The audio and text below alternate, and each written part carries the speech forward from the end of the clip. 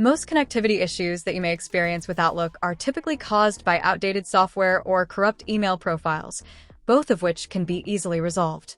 You can fix outdated software by ensuring that Windows and Office are up to date, and we've done that a couple of times.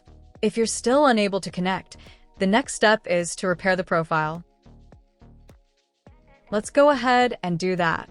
We're currently in Outlook. You will select File, and then Account Settings. And Account Settings one more time. Here we have two email addresses. We have Cecilia, which is the account that I'm working with, and another Gmail account. I've selected Cecilia, and I'm unable to repair this profile, and that's because it's all managed through Office 365.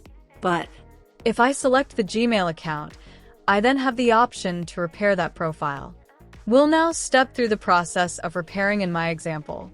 My account was successfully repaired. and done. You can also use the Support and Recovery Assistant tool to help correct issues when connecting to Outlook.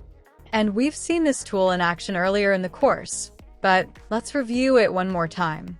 First thing I need to do is close down, and I'm going to minimize Outlook. I have already downloaded the Support and Recovery Assistant tool and installed it, and I have a shortcut for it on my desktop. If you're prompted with a security warning, go ahead and run. Now we need to select the app that we're having problems with. In this case, it's Outlook. We can now select the problem that we're having. In this case, what I'm going to do is select. I need help setting up Office 365 email in Outlook. Select Next. Yes, this is the affected machine. Next again. In my case, I'm not prompted for a username or password. If you're running this tool for the first time, you will please enter that. The tool is now checking all of our settings. In our example, our system settings look fine, which is fantastic.